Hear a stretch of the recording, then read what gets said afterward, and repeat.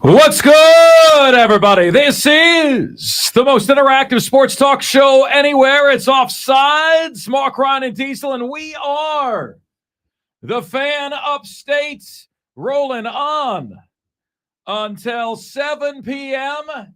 Fantastic to have you guys with us.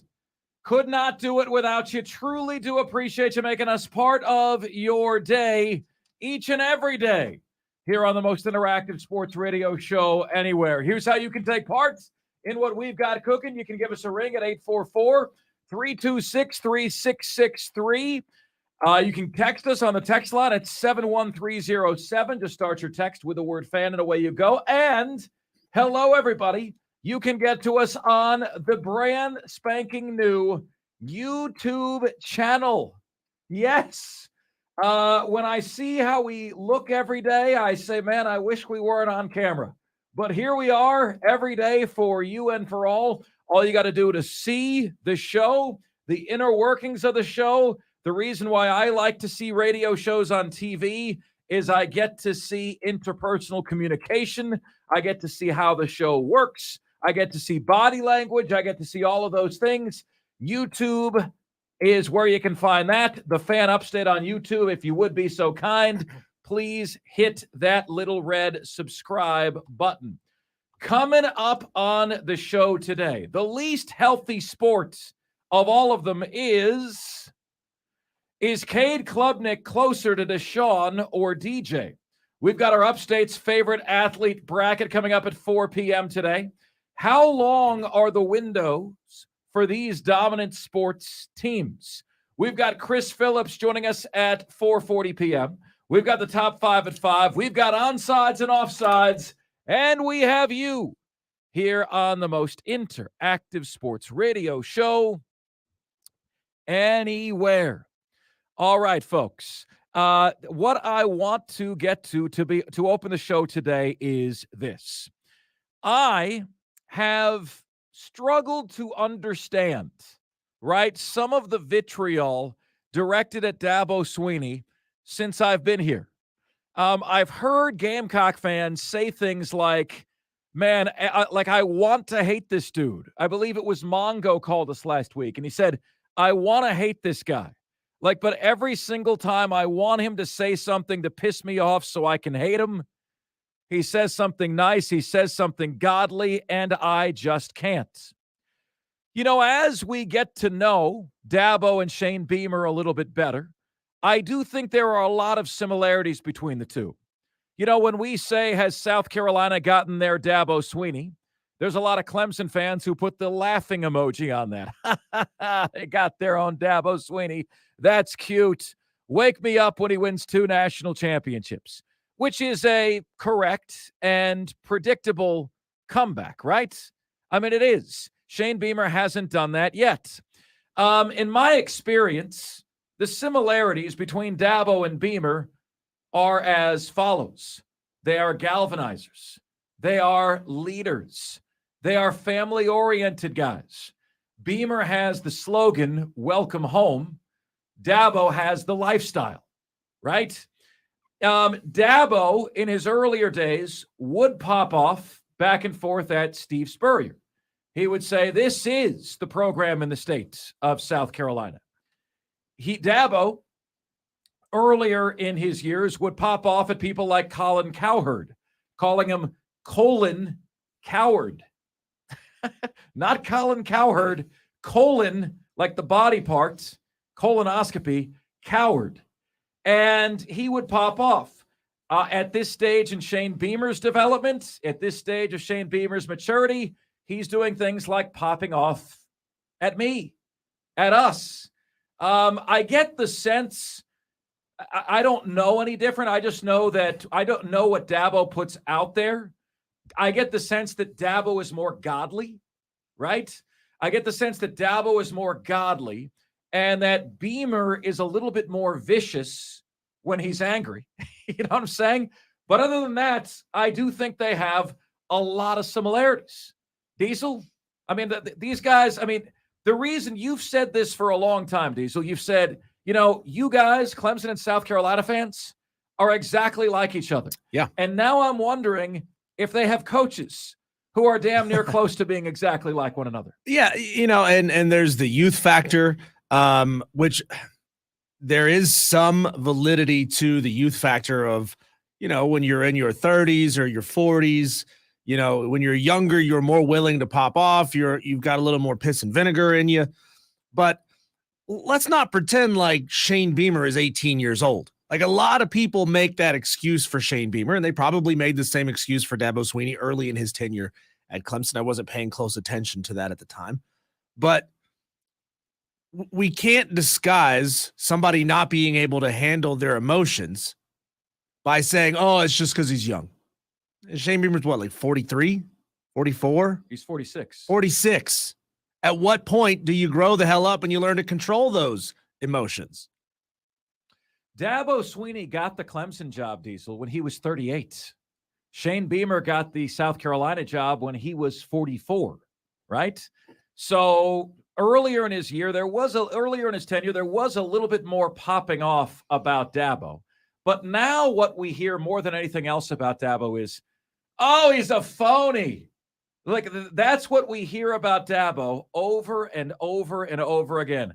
I'm here to tell you, man, that guy is a phony. And it's odd because whenever somebody seems too good, right, for the society that they live in, people want to throw that out there. People want to somehow display or show or reveal that this person is not who they portray themselves to be. I dealt with this with Tim Tebow back in the day. Remember Rick Riley, Sports Illustrated? He would write a column at the back of every Sports Illustrated issue, and his whole thing was he didn't think Tim Tebow was the genuine article. We spoke to Laura Reynolds from ESPN on this show, worked with Tim Tebow on the SEC network, and she said he's as genuine article as genuine article gets. At what level, and I don't know how many articles this guy wrote about Tim Tebow, at what point do you get to sue for slander? Yeah, right.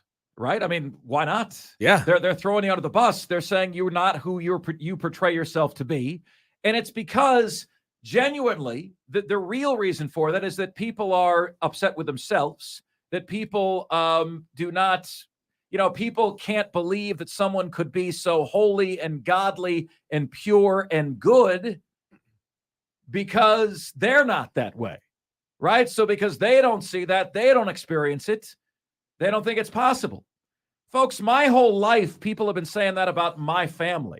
Like, people always said, man, I don't know what happened to you, Mark Ryan, but your sister is so nice. And like, your mom and dad are just the best. And that the four of you are like, Leave It to Beaver and like White Picket Fence. And like, they just didn't believe it. It's not that we don't have our problems. We have our problems. We have our interpersonal relationship quirks. We do. But in the end, we are a family that the country can be proud of. Tim Tebow is a person that the country can be proud of. Dabo Swinney is a person, a godly man, and a coach that the country can be proud of. Josh Pate, who I had the privilege of connecting with this Saturday on the CBS show, always fun, enlightening conversation with Josh Pate of 24/7 Sports. And he's doing an unbelievable work with 24/7 Sports. His following is just exploding. You guys know he's a big friend of our show, and he joins us a lot during football season. Josh Pate took aim here, and I'm going to do something we don't normally do right now, okay? I'm going to step away from the mic, okay? This is Josh Pate of 24/7 Sports, and he's going to go on about a 3-minute dialogue here about those folks who say Dabo Swinney is fake. Then you and I are going to discuss it. Here's Josh. For the folks out there who claim Dabo Swinney is fake, for the ones who claim he's inauthentic, my simple question to you is, who is the real Dabo Swinney? So define for me what it is about him that's fake. And then I want you to tell me what it's like when the mic's off. Who is he really? I struggle anytime someone's never met someone to take them seriously when they start telling me how fake someone else is. I've sensed it before. I've got folks just like you who I've never met before, who I look at and I think I can see straight through. However, I can't know for sure if I've never met them before. And the other thing, Meemaw used to always tell me, get an idea of the why before judging the what. And what she meant by that, hats off to Meemaw for that one. What she meant by that is there may be a person out there who does some things that make no sense to you, or they carry themselves in a way that makes no sense to you, but maybe you don't know their story. Jim Ross used to always say, until you've walked a mile in my boots, you only know half the story, which also could have been a Meemaw quote. So Dabo's got a funny way about this. Dabo's got a weird way, a little cringy way he goes about that. That's the what. What's the why behind it? I'll tell you how I feel about him. I have never cared for the Clemson versus the world mentality. I've never cared for the little Clemson deal, only because that's a personal thing with me. I don't believe in using that kind of fuel for motivation because of exactly what's happened at Clemson. You preach that stuff. You preach everyone doubting you. You use disrespect as your fuel. It actually can get you to the mountaintop. The problem is when you're on the mountaintop, no one doubts you anymore. No one disrespects you anymore. You have to make it up. You have to manufacture it. And before too much longer, even though they are 19 and 20 years old, folks see through that. That you can't tell them folks doubt you when they know they're favored by 36.5 against a conference opponent this Saturday. And so it wears out. And if you don't have a secondary pitch, you don't have something else in your back pocket, you can fall flat a little bit. So that's one thing that I've never personally cared for. The running down the hill before the game. I don't know the why behind that. I've never really looked at it and said, yeah, go Dabo. I've never necessarily cheered that on. But you know what? I wear a white T-shirt every single show. For all I know, Dabo Swinney could watch it and say, that is the stupidest thing I've ever seen. Well, he doesn't know the why behind it. I don't think any of you do because I've never told that story. Maybe I will one day. Big deal. So the guy may have a couple of things that I don't particularly love. Here's what I know. What I know is anyone who's ultra close to him, anyone who's been around him, high school coaches especially, that I've talked to, they come back and they say the same thing. Whether you like him or not, there's nothing fake about that. In fact, I would call Dabo Swinney one of the most brutally authentic and one of the most brutally what you see is what you get kind of guys in coaching. I know some of them that have an image that's sort of a mirage. I know some of them that are what we would call in our world heavily produced. Dabo's not one of them. I don't know if you can tell that. If Dabo were heavily produced, you would hear a fraction of what you actually get out of him. I don't care if you tell me you don't like it. That's just personal preference. When you start telling me someone's fake about it, when you start telling me they're inauthentic about it, when you start telling me without having the first clue about who the dude actually is under the surface that he's fake, that's not really him. How in the world do you know? And how many folks out there do I know having a little access in this sport that do know Dabo Swinney on an intimate level that have ever told me that? The answer is zero. The next person who knows Dabo Swinney, the man, who tells me he's inauthentic and fake will be the first one. I've had people who know him and tell me they don't care for him. I've had folks who know him and tell me, I'm not the biggest Dabo fan. I've had a bunch of folks who say they love him. I don't know that I've ever had anyone who knows the guy who says, boy, that Dabo, you know, that stuff you see, it's not really him. I don't hear that. The words of one Josh Pate on one Dabo Swinney. What do you guys make of that? Well, Josh Pate went to Twitter and asked what is your opinion of Dabo Swinney? And here is some of what was spit out. John Saunders says he did really well until name, image, and likeness. Now it's legal for players to be sponsored, and New Spring Church can't match or outbid the large corporations. He's done, though still successful in the ACC because, well, ACC, FSU is going to roll them from here on out. Victor Sibley said, he's my least favorite coach in the nation from a personality standpoint, and I don't understand why any kid who has a choice would play for him given the statements he's made about NIL and other things related to athletes. You see, folks, I like all I can do, you know, when I look at people like Tim Tebow and I see his character and I see his success, and I look at people like Dabo Swinney and I see his character and I see his success, and I look at people like Tom Brady and I see his character and I see his success, and everyone wants to pile on and hate him. I really, truly believe that it's because you don't like the reflection that you see in the mirror. And that's the only conclusion I can draw here. Is Dabo a little cringy? Name, image, and likeness. We build our program in God's name, image, and likeness. Is he a little cringy? Yeah. Is he a little corny, cheesy? His TikTok video, Dabo's got that drip, and now he's on TikTok. He's a little cringy. He's a little cheesy. Yeah. But, you respect people like that because they're authentically who they are, and they always are authentically who they are. Well, we also have blurred the lines between I don't like this person versus what your definition of the word real is.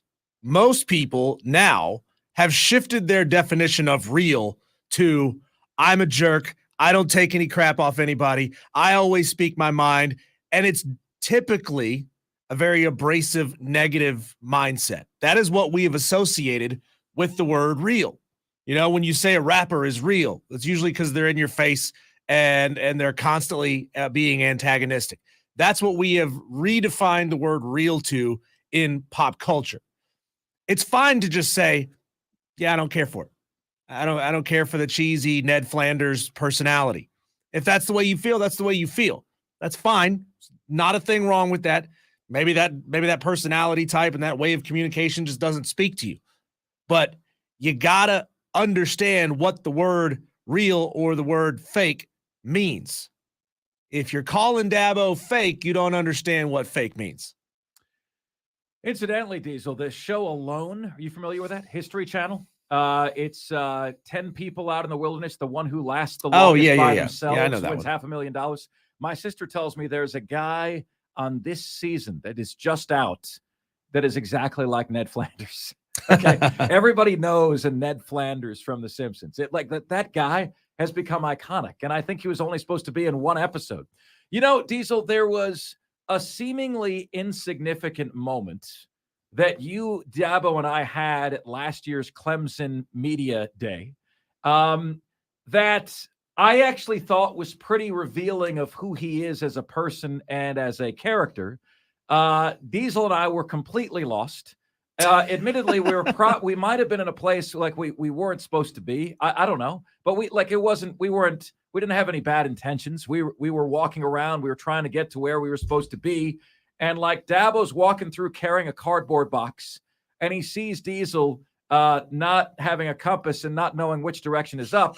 And he actually stopped, and we just thought I see this over my shoulder, and I just think it's like some building worker or something, and it's actually Dabo Swinney.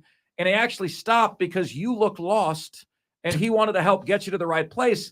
And Diesel, it's funny, right? It's cute. It's something that you and I still joke about a year later. But at the same time, I do think that's character revealing, because how many $9, $10, $11 million a year guys give a rip about whether you look lost? Yeah, I mean, we're both there. I'm sure we were both wearing our media T-shirts, our Fan Upstate polo shirts, and all of the media event is going on down the hall. Now, I don't expect Dabo, unless he was scheduled to speak at it, and he wasn't. I wouldn't expect Dabo to have any clue that there was a media event going on down the hall. But he's walking through the halls. We are kind of off the beaten path. I think we were looking at all the championship rings, and we were looking at photos of past teams, but we were definitely not where we were supposed to be. And we were looking at this, and I was kind of searching around, looking around. I was like, I'm looking for this one photo. It was up in the stadium for a while. And he just stops and talks for a second, and off he goes. He could have been carrying around a box of T-shirts for all we knew. Yeah. And he stopped, and he helped Diesel out, and he pointed us in the right direction, and he helped get us to where we needed to be. And those sorts of things, I look for. Does somebody slap high five with the fans, or do they not? Right? Does somebody actually engage with the fans? Those little things that are revealing of your character. Anthony Richardson of the Indianapolis Colts very recently, they had a rookie minicamp. When they were done, there were paper Gatorade cups all over the field, and he was picking them all up. And somebody went up to him and said, "You don't have to do that." He goes, "Man, we don't leave the place looking like this around here." One of my favorite quotes, and it was buried in a relatively bad movie, in the fourth John Wick movie. The bad guy comes out with the line and says, "How you do anything is how you do everything." Hmm. Like, if you are willing to cut corners, if you are willing to leave trash behind, that is revealing of your character, and it reflects in everything that you do. It means that if you are doing, if you're doing laundry, you might leave it in the dryer for 3 days and let it get wrinkly. If you're out driving on the road, it means you might not use a turn signal when you're turning at the stoplight. How you do anything is how you do everything. And it's one of my favorite lines in a movie in a long time. Diesel, admittedly, I am not innocent of some of those charges you have just thrown out there. Okay, I'm not innocent of some of those. Okay, but I will tell you this: when we were doing the highway cleanup thing last month, I couldn't believe it was right along the what is it? The access road. What is that by, Diesel? Like, there's an access road by here. It passes the Harley Davidson. Garlington Road. Yeah, it's like a Garlington Road access road that runs parallel to the highway. Okay. Right. I couldn't believe the number of liquor bottles and trash that was on the side of the road at a place where no one hangs out. Nobody hangs out there. This is just stuff people chuck out the window. So it seems like the place people go to chuck stuff out the window. Right. And it's like people just throw things out the window for no reason. You know what I mean? They're done with it. So, hey, this outside looks like a good trash can. Let's dump it here. It doesn't make any sense. And you can tell that Dabo is a man of pride and principle, and one who takes pride that his shirt is pressed and that his players stand up straight and address people politely. And there's very, very clearly a Dabo way. And you don't have to like it, folks. But Gamecock fans, I damn well promise you this. Part of the reason you're so excited about your head coach is because you think there's a good chance you got your Dabo. Period. That is one of the major reasons you're excited about Beamer, is that you think you got your version of Dabo Swinney. And you can wish and hope, you can wish in one hand and crap in the other and see which one fills up first. But Dabo's not going to step in it. He's never going to give you a reason to hate him. He is a genuine guy, the authentic article, and actually a very good person. He's never going to pull a Bob Huggins. He's never going to say something untoward in an interview, get his wrist slapped, and then a month later get slapped with a DUI and lose his job. Ever. It's never going to happen. So the question is, why is Dabo mocked? You guys tell us. This should be a question that gets response from both sides. 844 fan phone. That's 844-326-3663. Why is Dabo mocked? We'll keep it right here. When Offsides, Mark Ryan and Diesel continues, we are the Fan Upstate.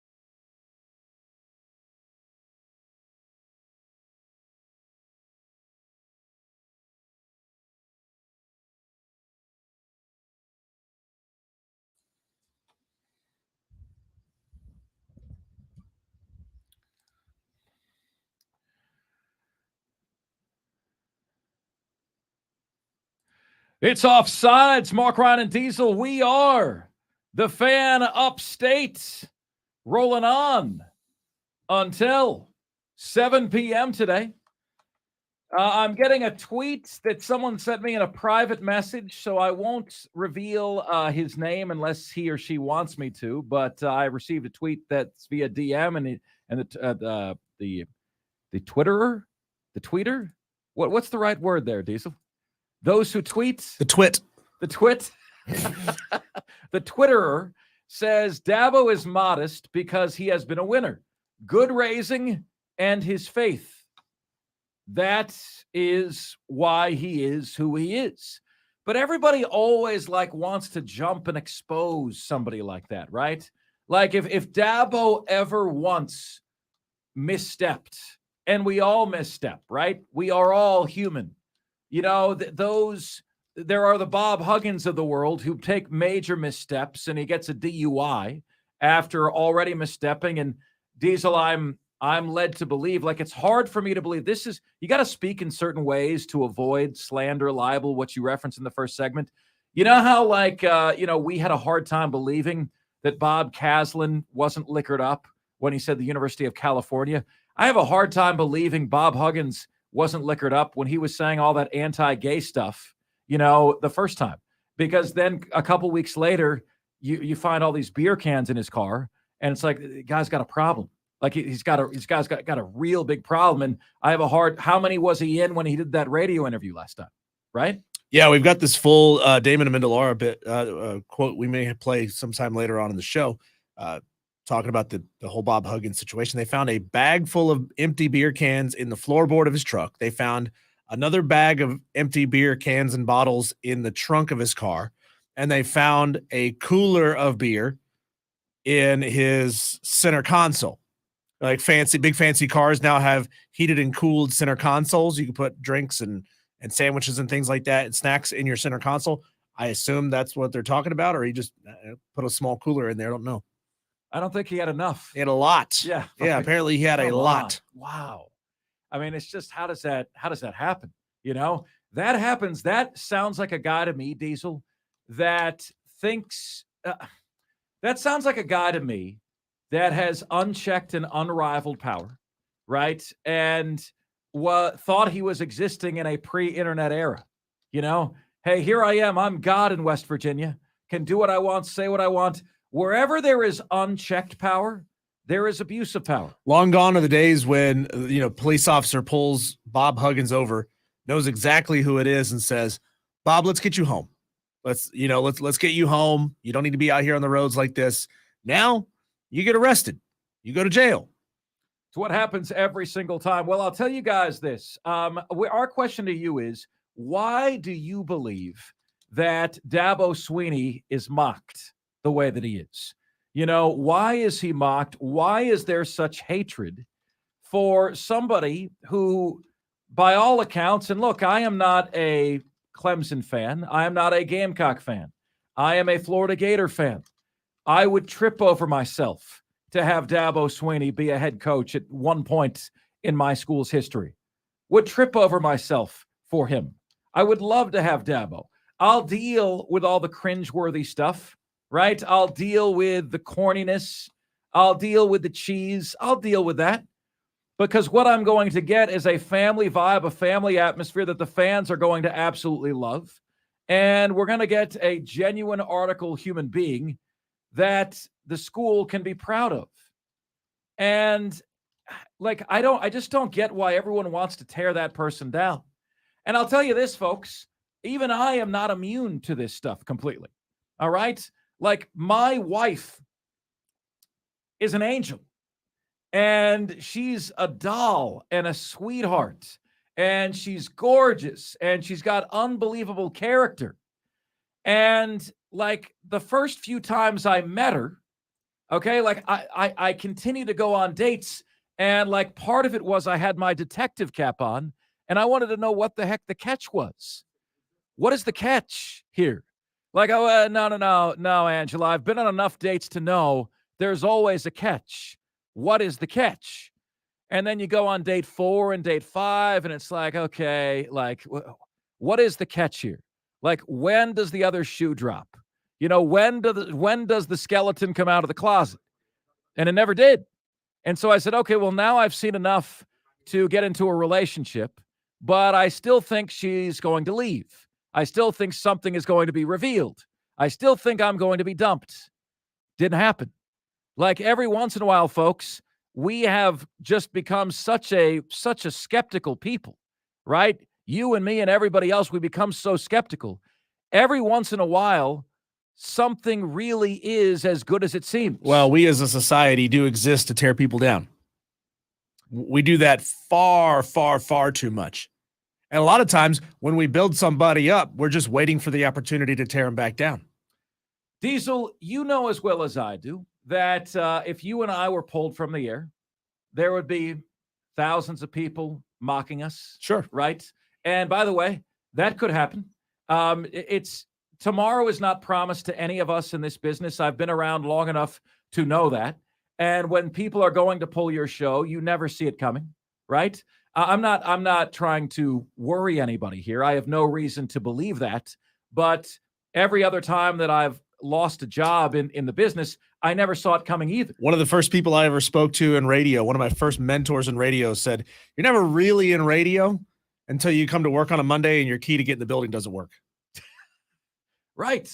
That's how it goes. And you never see it coming. And so, imagine for a minute if one day Dabo stepped in it, there would be hundreds of thousands of people laughing at him, pointing at, making him into a meme, mocking him.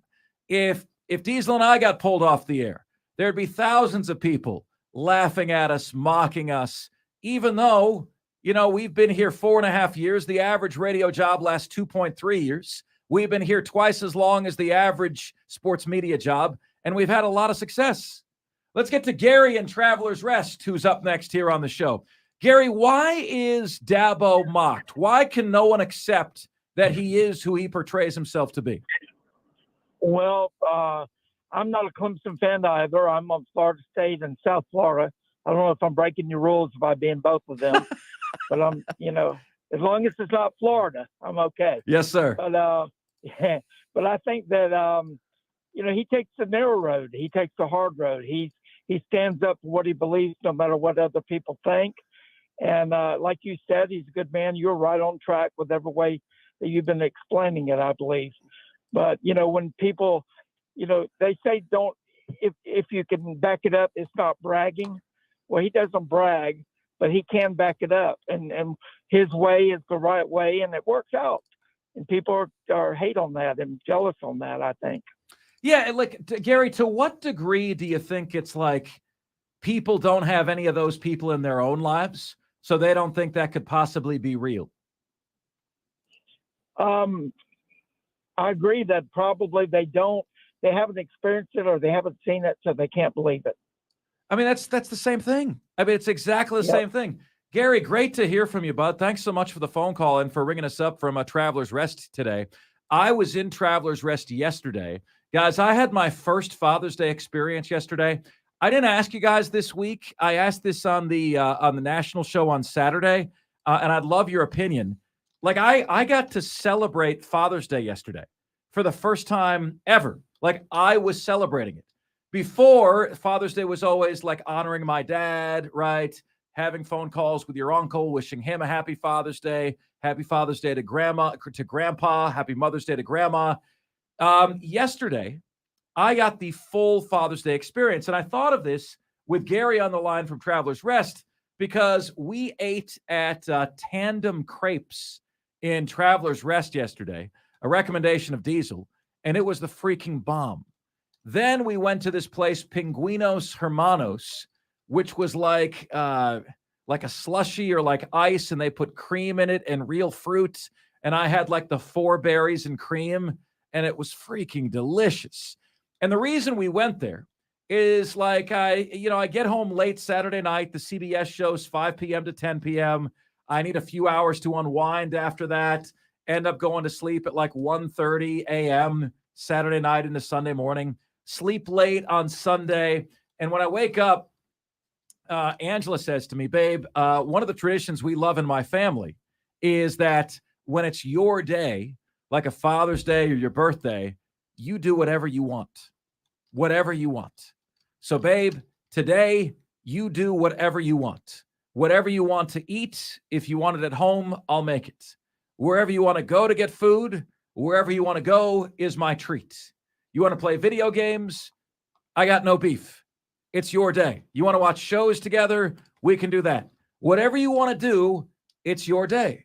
And I'm like, I didn't even like, so my question to you guys is, I am a relatively new bonus dad. Okay. Am I in my right to celebrate Father's Day? I've been married 8 months. I have been engaged for 14 months, right?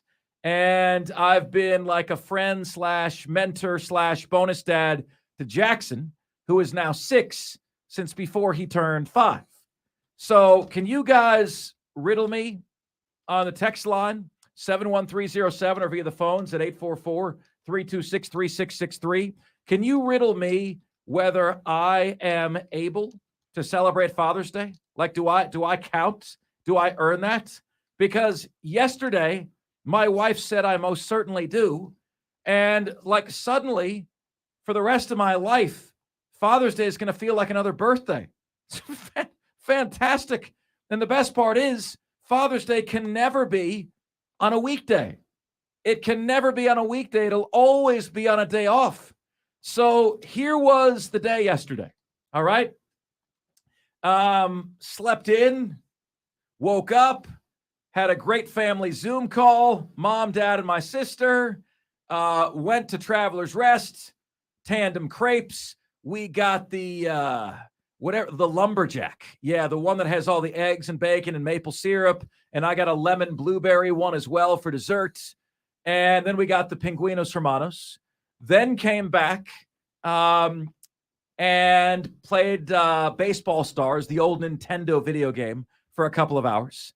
Then opened presents, mom and my wife. Then Angela made tacos and Rice Krispie treats. Okay. And then she and I watched Outlander together until like 11:30 midnight. I was like, this is the greatest day of my life. This day is incredible. I love today. I love this day. Do I get to celebrate Father's Day now, guys? Because I feel like it's just my wife being awesome. But I'm curious if you guys believe I've actually earned that. Hey, take the money and run. Even if you don't feel like you deserve a Father's Day, you have to father this child for your part. So you deserve a day. Take the money and run. Take whatever you can get and be happy with it. I'll take your answers on this, folks. 71307 on the text line is where you can get to us on the show. John Edward Kruger on YouTube says, I will never say anything nice about Dabo Swinney. John, I think that is a flaw in your character. If you have the inability to say something nice about someone, I think that's a problem, buddy. You might want to get that checked out. I don't know that a doctor can help you with that. You need to do some soul searching. I also think John Edward Kruger will not say anything nice about my character. So I think Dabo and I have that in common, and I'll roll with that. I'm cool. Look, it's the whole they hate us because they ain't us thing, and those who hate you actually listen longer than those who love you. Why do the people who can't say anything nice about Dabo not say anything nice about Dabo? It's because I believe a lot of people out there are just miserable human beings. It seems that way, unfortunately. All right, folks, we're asking you guys, why is Dabo mocked? Why do we have such an inability to just appreciate somebody for who he is? Is this a societal thing? I'll make a connection to the world champion Denver Nuggets, and I'll do that next. Here on Offsides, we are the Fan Upstate.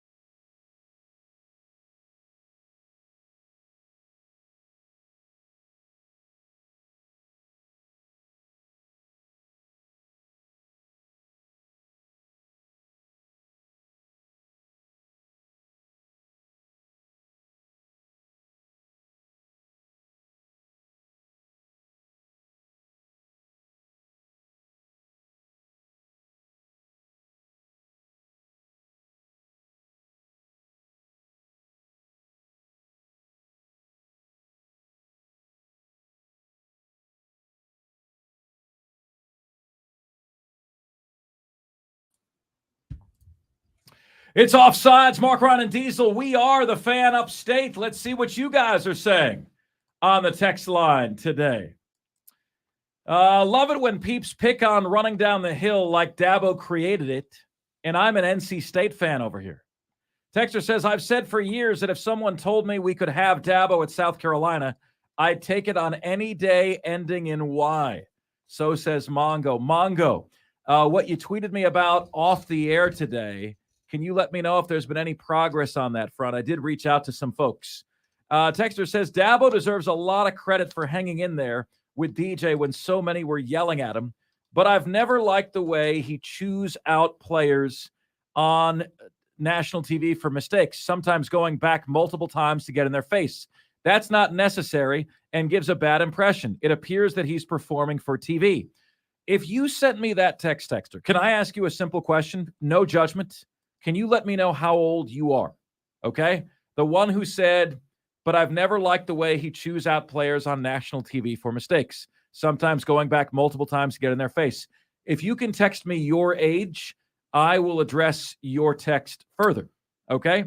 Texter says, Pingüinos Hermanos. No relation to Los Pollos Hermanos, thankfully. David. And I have been to Los Pollos Hermanos in Albuquerque, New Mexico. It's not actually a Los Pollos Hermanos. It is a, what was it called? It's called Friendly's or something like that. It's a burger chain. Yeah, Friendly's. I've been there. Yeah. Burgers and ice cream. I don't know. It is, okay, so it's not Friendly's. Either way, it is a local New Mexico chain of burger restaurants that they painted the Los Pollos Hermanos design on the wall and they left it there. It's still there as a tourist spot, try to get people to come in. And it's a rundown looking restaurant and a rundown parking lot and a rundown side of town. But it was actually the building that was used? Yeah. That was the, wow. Yeah. You can go sit in the booth that Heisenberg always sat in. Let's see here. Texter says, Mark, I'm a South Carolina fan. I think Dabo is mocked because many people think he's fake or insincere. Yeah, but you have no right to make that accusation, though. You know, also because he's very religious. I see people attacking Beamer with the same, with the same style. Tennessee head coach, for instance. Texter says, absolutely, Mark, you get to celebrate Father's Day because I'm a bonus dad and started celebrating once I got married. Man, Father's Day is fantastic now. It's fantastic. Texter says, Dabo Swinney gets the hate because of the belief that he's just a right place, right time guy. He's way more than happenstance and aw shucks speeches. Yeah, and like Dabo is a lot smarter than he shows sometimes. You know, like he definitely plays up the aw shucks, Roy Bus, woe is us, little old Clemson, just lucky to be here. He plays that up, right? So it sounds like it gives the impression that maybe they shouldn't be here. And there he is. And he's really good. And he's way smarter than he lets on sometimes. Texter says, I can't call in to talk about this because I would absolutely break down. My dad raised my stepbrother from the time he was 18 months. You are absolutely in your right to celebrate, Mark. Enjoy it, Mark. Hug that boy and love him. So says Mongo. Jackson and I have a very, very good relationship. There is almost no friction between Jackson and his mom. Okay. With me, I'm trying to help Jackson become the best young man he can be. And so that involves him wearing the L sometimes. And he doesn't like wearing the L, you know?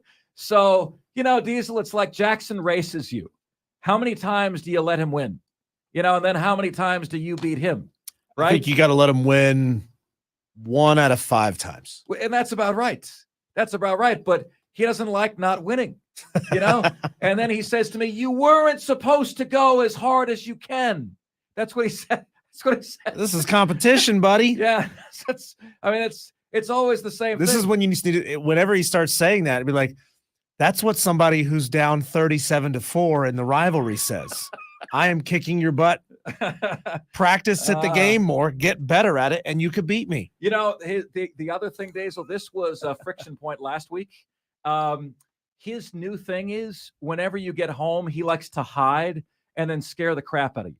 Okay. So, like, you don't see him, and then the next thing you know, he jumps out in your face. And so, what I've started doing is expecting that. So then I see where he is, and then I go scare the hell out of him. Right.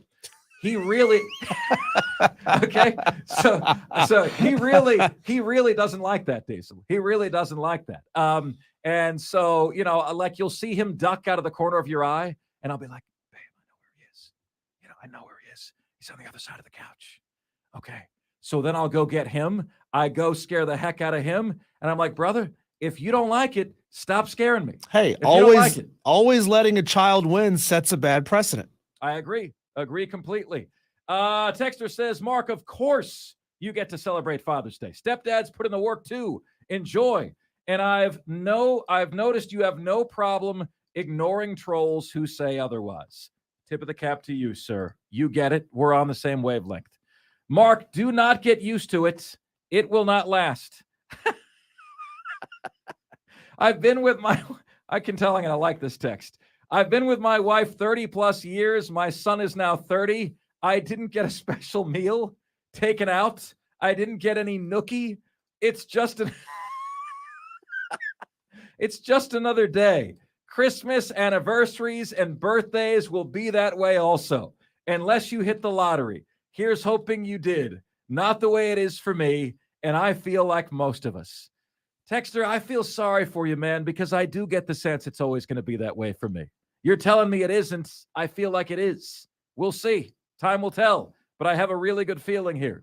Texter says, Mark, ice cold here. I believe Dabo is mocked because he lacked humility during Clemson's ascension.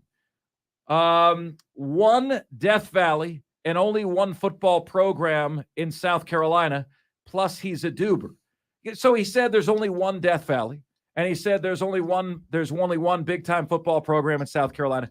Texter, that was during the time when Spurrier was running smack at him all day long. I don't think that makes you classless. I think that makes you understand that trash talking is part of sports. It's part of sports. It doesn't make him lack humility. That makes him human. Okay? Like if Dabo lacks humility, ice cold, have you ever heard me have humility? If Dabo lacks humility. Okay? Yeah, that's okay. It's an acceptable thing. 71307 on the text line is where you can get to us. We, my friends, are going to get to our Upstate's favorite athlete bracket, and we're going to do so next, right here on the most interactive sports talk show anywhere. It's Offsides. Mark, Ryan, and Diesel, and we are the Fan Upstate.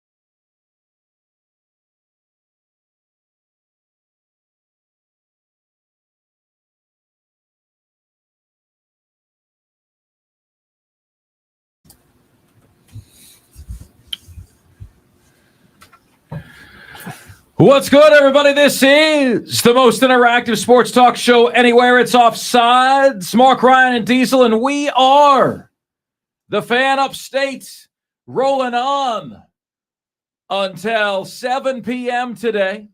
Know there's a ton of choices out there. Whether you love the show or love to hate us, we appreciate you making us part of your afternoon. We see some on both sides on the text line and YouTube channels today. Here's how you can take part. You can give us a ring at 844-FAN-PHONE. That's 844-FANFONE. That's 844-326-3663. The text line is there for you at 71307. Just start your text with the word fan, and away you go on the show. And YouTube is there for you as well. All you do, open the YouTube app on your laptop, desktop, or your phone. Go to the Fan Upstate, hit that little red subscribe button, and you'll see us right there. You can watch the video of the show as we are doing the show live. How sweet is that? Okay, folks, so we have been rocking and rolling with our Upstate's favorite athlete bracket. And I am proud to announce that, in sports, before I get to that point, in sports, there are upsets all the time, right? The incidence of an upset is depending, if it's single digits, an upset can happen 20 to 30% of the time, right? If there's a single digit line. So there's a lot of upsets that happen because of the number of games that take place. And an upset doesn't mean that the lower seed wasn't as good and it was just fluky or it was just lucky. Sometimes there's a missed seed. Sometimes there's people that, sometimes the team is better than people think. We had our first upset on Friday in the Fan Upstate's favorite athlete bracket. What is this bracket, my friends? We're going to know who the all-time favorite athlete is from the Upstate when all is said and done with this bracket. All right? Many of you have wanted to know, Mark, where can I see the bracket? Very, very simple. It's there for you. It is pinned to the top of our Twitter profile at the Fan Upstate. And I know that it is on our Facebook page, Diesel, but is it pinned to the top of our Facebook page? I'm not sure. The entire bracket, yes. Okay. Yes, it is the featured post. The bracket is pinned to the Fan Upstate on Facebook. It is pinned to the Fan Upstate on Twitter. All right. So our bracket, okay, heading in the 32 athletes that made the bracket out of the GOATS region: Marcus Lattimore, Armonte Edwards, Sam Weish, Larry Nance, Clyde Mays, Stanley Morgan, Jim Rice, DJ Swearinger, Shoeless Joe Jackson, Bill Haas, Pete Maravich, Sidney Rice, Michael Roth, Sheila Foster, DeAndre Hopkins, and Adam Humphreys, Kevin Garnett, Lucas Glover, John McKissick, Stephen Davis, David Pearson, Tony Rice, Stephen Wonderboy Thompson, Josh Norman, Betsy Rawls, Steve Fuller, Robert Brooks, Al Rosen, Zion Williamson, George Webster, Debo Samuel, and Anthony Simmons. Those are the 32 athletes that made our Upstate's favorite athlete bracket. Our first upset came Friday. George Webster got by Zion Williamson in the 6-3 matchup. How about that? It just goes to show you that the way you carry yourself, the things that people see about you guys off the court, if you lack discipline, you lack votes. That guy had a chance to be an absolute hero for this area. And so far, he has squandered a lot of that goodwill. Zion Williamson, Diesel, could have been, oh yeah, Zion's from the Upstate? Zion's from the Upstate. Zion's the number one guy from the Upstate. Instead, it's, no, we don't claim Zion. No, we're not interested in Zion. No, he was only here a couple of years. No, not really ours. Well, we're not really claiming any of our South Carolina basketball products, are we? No, not really. Not really. So congratulations to George Webster. It was a short-lived Upstate's favorite athlete bracket for Zion Williamson. And because, look, folks, our show reaches far and wide, I invite you guys to send Zion the information that he didn't make it out of the first round of the best athletes from the Upstates. He didn't make it out of the first round. All right.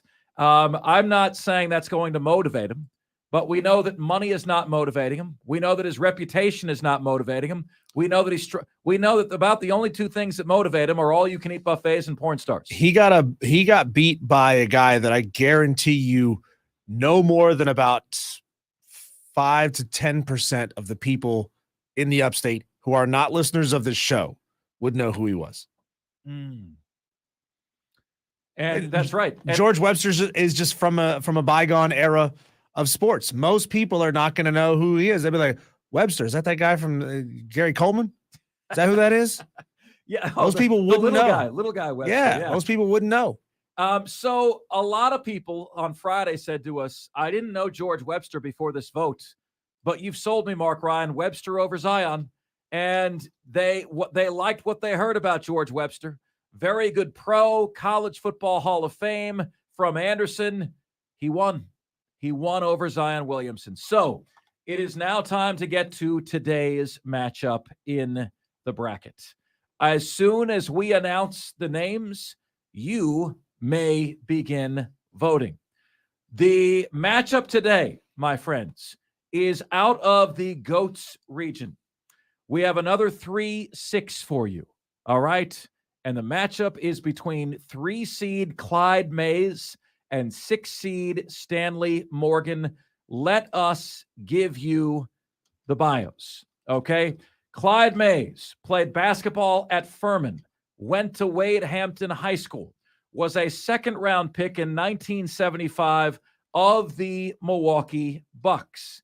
He had a 5-year NBA career, also played basketball overseas. He was one of the rare guys that went to high school here, played college right here in the upstate at Furman, drafted into the NBA.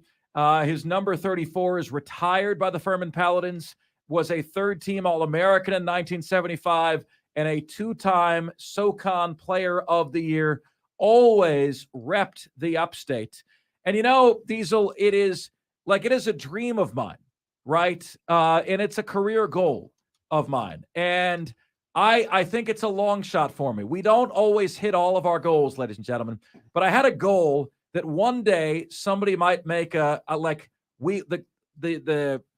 job and the career would get large enough to where someone might make a Wikipedia page about me, right? And I'm nowhere close to that. Clyde Mays, all these people, they're so easy to find. They all have their own Wikipedia pages. You know, they all do. Mark Ryan does not. I think if you look up Mark Ryan, which I do once or twice a year, it'll say I'm a comedian and a cyclist. You know, Marc Ryan is a comedian and a cyclist. Clyde Mays has his own page. Had a heck of a basketball career, third-team All-American. He is your 3-seed out of the GOATS region. He is going up against 6-seed Stanley Morgan, who went to high school in Easley.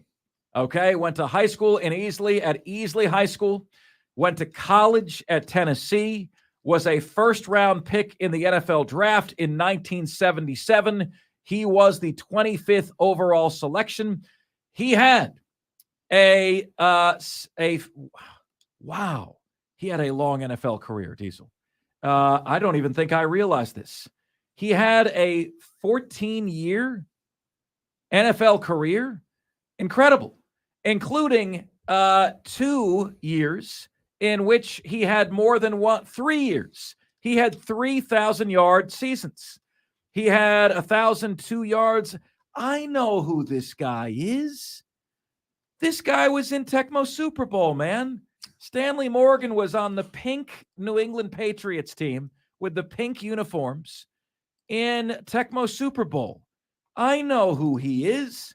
In 1986, the Patriots Super Bowl year, he was their number 1 wide receiver. They got smoked by Jim McMahon and the Bears, but that's okay. Had 10 receiving touchdowns, 1,491 receiving yards. So we have 3-seed Clyde Mays against 6-seed Stanley Morgan. And my friends, we need your votes. Here's how you vote. The Twitter poll is up. You can simply vote there. Click on the option that you want to vote for. The Facebook poll is up. All you do on the Facebook poll is you press the like button or the heart button. Which one is it for each one, Diesel? The like is for Clyde Mays because he is the higher seed. The heart is for Stanley Morgan. Okay. And it tells you that clearly in the post. So it tells you exactly which button to hit if you want to vote for which guy. And we've got it open for you now on Twitter. So if you are hearing us right now, the favor that I will ask you is that you vote for us right now. Who gets your vote? Is it 3-seed Clyde Mays or is it 6-seed Stanley Morgan in the Upstate's favorite athlete bracket? 71307 is where you can get to us on the text line. Send us your votes right now. Clyde Mays, Wade Hampton High School, Furman basketball player, 6-year NBA career, or Stanley Morgan, Easley High School, went to Tennessee, first-round pick in the NFL draft, also was a 4-time Pro Bowler. Stanley Morgan, wow. Diesel, this might be a misseeding on my part. It might be that Stanley Morgan should be the 3 and Clyde Mays should be the 6. Ayatollah of Rock and Rolla said he was split until you made him realize that one was playable on Tecmo Bowl, which I think pushes him over to the edge of Stanley Morgan. Okay, guys, but if you are on YouTube, however you are listening to us, please do send us your votes, okay, via the text line. Those are easy for us to see. Or vote on Facebook or on Twitter. Sound good? Get your votes in. Do not assume that your guy is going to win. This thing is going to build as we go on. And I realize that given the different generations of people who listen to the show, 82% of citizens ages 12 and over listen to radio for an hour or more a week. It is still, folks, look, reports of our demise has been greatly exaggerated. It is still the number one most utilized medium. You look up any other medium. What percentage of Americans use it an hour a week? You know what radio is 82%. You know what Twitter is? It's exactly the inverse of that.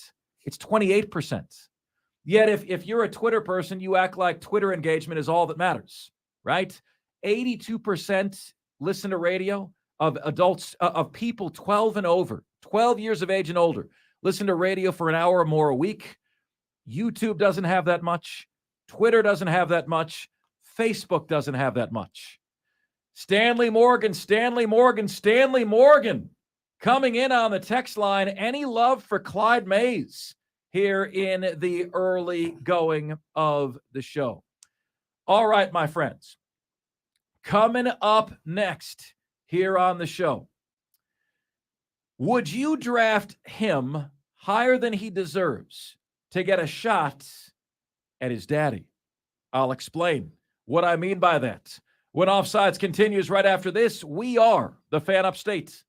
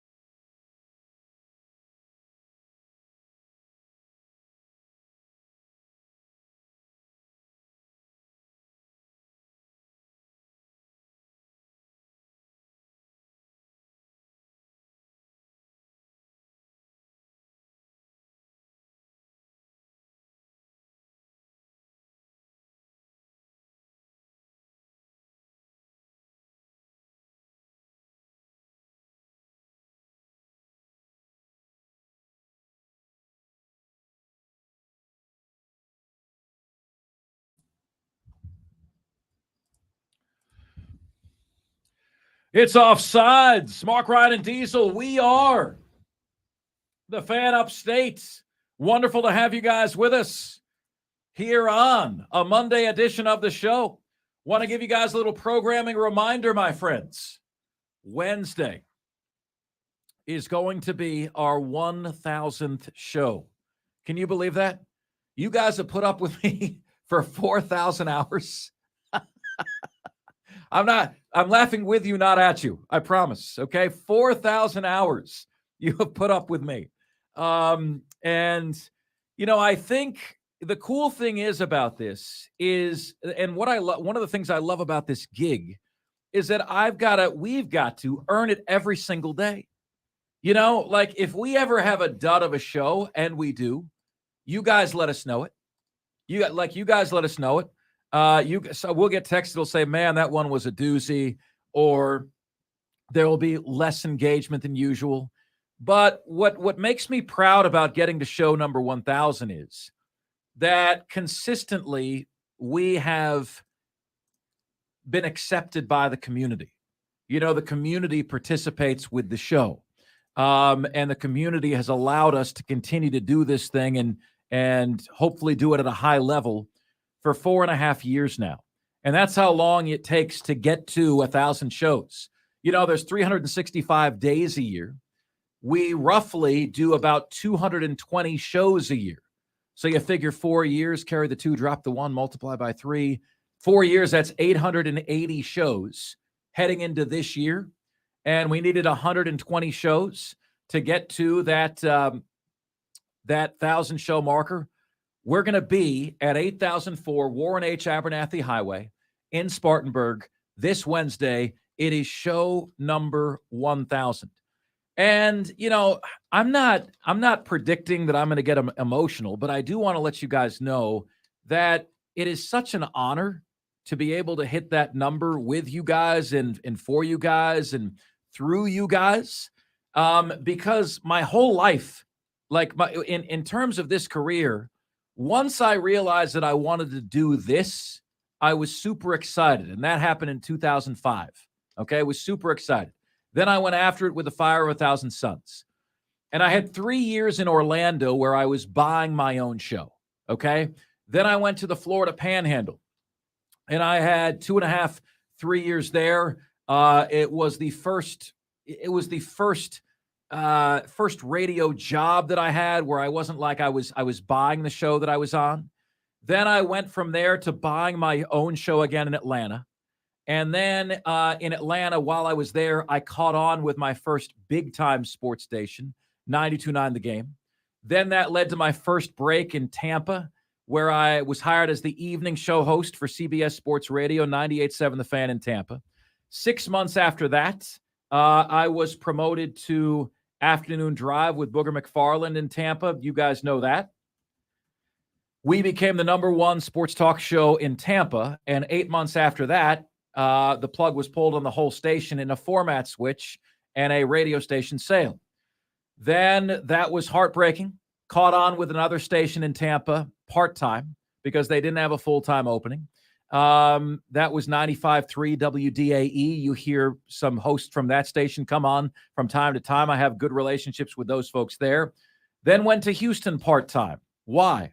Because I was a finalist for their morning show. You guys know Nick Wright from FS1. He hosts First Things First. He left the morning show to go host First Things First for Fox. And I was a finalist for that job. I didn't get the job, but they said to me, Mark, if you want to come out here, we'll create a full-time position for you. We feel that way about you. So I did sales and podcasting and hosting and teaching.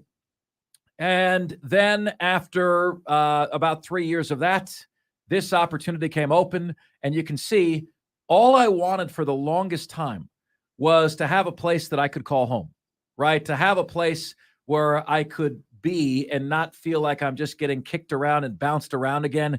And man, this is year 5. This is year 5. It is awesome. It is freaking awesome to be here, man. I thank you guys so much for having us. Would love it if you are able to come out to the live show on Wednesday for show number 1,000. Again, 8004 Warren H. Abernathy Highway in beautiful Spartanburg. We will be there at your local Ingles Markets. Folks, there is going to be a decision to be made about a year from now, okay? And that decision is going to be made by player and by team. Multiple players and multiple teams, if I'm honest with you. And here is that potential conundrum. Bronny James, LeBron's son, went to USC. He is going to be a freshman there. There is a lot of hullabaloo about he's going to come out. LeBron wants to play with his son, but why does his son have to come out just because that's what his dad wants? Just because his dad is getting long in the tooth? Just because his dad is going to be 39 next year? Why does his son have to come out if that's not what's best for him? And, I've looked at projections next year for the NBA draft, and those projections that I respect have Bronny James as like an end of the first round pick, right? And that is usually, whether you're a first round pick or not, is usually what determines whether you go back to school or whether you declare for the NBA draft. Most of the time, if a guy's going to be a second round pick, he goes back to school. If he's going to be a first round pick, he declares for the draft. I see Bronny James, like the mock drafts that I've looked at, have him going 26th, 28th, 23rd. And that's kind of borderline for whether you would come out or whether you would not. There is one guy, and I'm not going to say his name, but he works for the 4-Letter Network, and he has Bronny James going 10th. And this dude, this dude, I wrote a scouting report for him some years ago. It was the J.J. Redick draft. And I was doing a scouting report for him on Rodney Carney, who was a small forward shooting guard out of Memphis, really athletic guy. Didn't end up really making it in the NBA. And I wrote the scouting report, and I did it in my style, which was very blunt and to the point. And here's what he told me. He said, Mark, I can't publish your scouting report. Why? Because if I do, we'll never get Rodney Carney on our platform again. I said, so what? You wanted an honest scouting report, right? And he goes, I'm going to need to edit it. And he just edited the whole scouting report and made it all flowers and mints. And I'm like, dude, that's pathetic. That's like, people don't want that. They want an honest scouting report. Now, that guy's site got big. He works for the 4-Letter now. I still have no respect for how he handled himself and how he did it. And I think he's prone to doing things like this, putting him 10th when everyone else has him at the end of the first round. And I'm wondering, guys, you may be a LeBron fan. You may not be a LeBron fan. You may be a basketball fan. You may not be a basketball fan. But there is a very clear assumption here that whoever gets Bronny James is also going to get LeBron, right? The good teams pick at the end of the first round. The bad teams pick at the beginning of the first round. Wherever Bronny goes, LeBron James is expected to opt out of his Lakers deal, which he'll be able to do, and become a free agent. So my question to you guys is, would you draft Bronny James higher than he deserves to get LeBron James? And it would be like an Aaron Rodgers situation. You might have him for 1 year. You might have him for 2. You might have him for 3. You'd have a LeBron with declining skills. Most rankings of the top players in the NBA right now have LeBron outside of the top 5 players. So he's somewhere between 6 and 10 right now. Still pretty good. Really good. The greats age differently, man. But, if you draft Bronny James, you're going to get LeBron. He's coming to your team. He wants to play with his son. That is very, very important to him. So what does that do to Bronny's draft stock? Does that improve it? Does it hurt it? Does it hurt his draft stock? What would you do if you are an NBA team and you know that if I draft Bronny, I'm getting LeBron? 71307 on the text line. What do you do? Well, you're going to sell an awful lot of jerseys if you draft Bronny, because people are going to buy both Bronny and LeBron jerseys. So you're going to make a lot of money in the short term. LeBron's going to be with you for, no more than 3 seasons max. And then you're going to be left with a first round guy. End of the first round, maybe he could be a role player for you kind of guy. Teams need role players. I think a lot of it comes down to your assessment of Bronny's personality and his work ethic and his desire to be great on his own. Because I haven't watched a whole lot of Bronny. I don't know what his skill set is. I don't know how that skill set would translate to the NBA. But if you've got a guy who wants to work his ass off to be the right kind of guy for your team, then I think you got to take him. Diesel, I do believe that the team that takes Bronny is kind of having an admission that it's about marketing, because then there's going to be a lot of pressure to play them on the court at the same time. It's almost like signing Tim Tebow as a tight end. Right. It's a lot of marketing stuff. It's a lot of promotions, like if you're a bad team with struggling attendance, that putting Bronny at the 2 and LeBron at the 3 is going to get butts in the seats. I'd go see that, right? You telling me you wouldn't want to see that in Charlotte? I would go see it in Charlotte. Yeah. Diesel, I mean, you and I would say, Diesel, let's go to the Charlotte game after the show. Let's get on up out of here. Let's go. I would go do that. It would work, but I don't know that means you're serious about winning. I don't know if that really is the combination that's going to win you a championship or show that you're serious about winning. Texter says it would be hilarious if the Cavs drafted Bronny. Or what is the place that LeBron James least wants to go to? What would be the all-time worst NBA market for LeBron James? Sending LeBron to Toronto? How about LeBron to Milwaukee? How about the Wiz? So he can follow in Jordan's footsteps past his prime. He can be a wizard. I can't really see LeBron ever playing in New Orleans. No offense, New Orleans folks. I can't really see LeBron ever playing in Oklahoma City or Minnesota either. Imagine LeBron freezing his ass off in Minnesota. There's something about that cracks me up. I don't know. But would you guys take Bronny earlier than he should go because it means you're going to get LeBron? What do you think? 71307 on the text line. Get us your votes on the Upstate's favorite athlete bracket. Today's matchup, Clyde Mays, Stanley Morgan. Text it in, 71307. Just start your text with the word fan, and away you go. And Offsides, we'll be back with Chris Phillips of the Spurs Up Show right after this.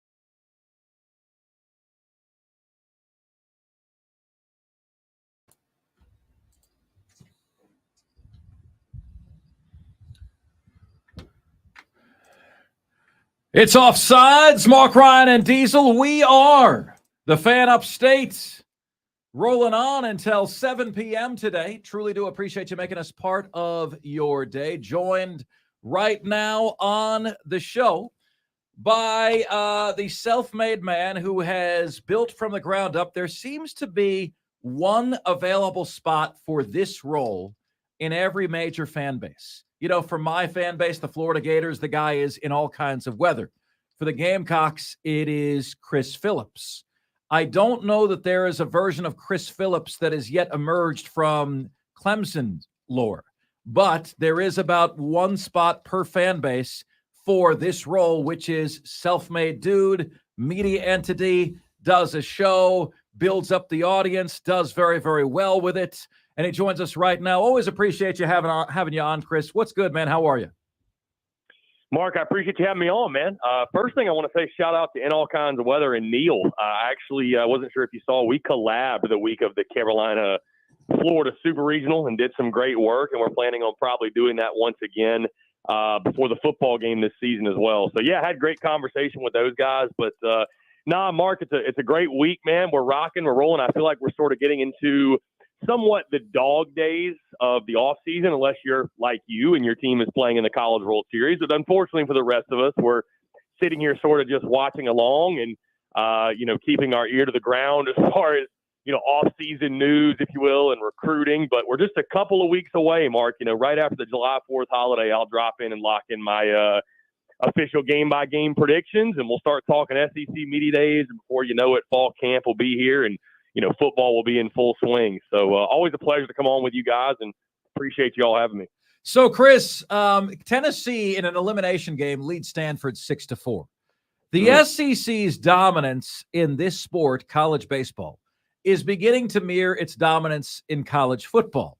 And the connection that I don't know how many people are making is just how much these other sports are being buoyed, lifted, hoisted by the dollars that are being brought in by the television contracts and football.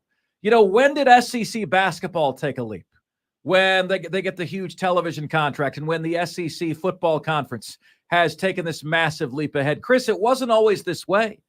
Florida in 2006 started the SEC dynasty as a 7.5-point underdog over Ohio State. I give my alma mater credit for beginning this long run of dominance. Chris, but can you speak to just how football is creating the dominance that we're seeing in other sports now for the Southeastern Conference?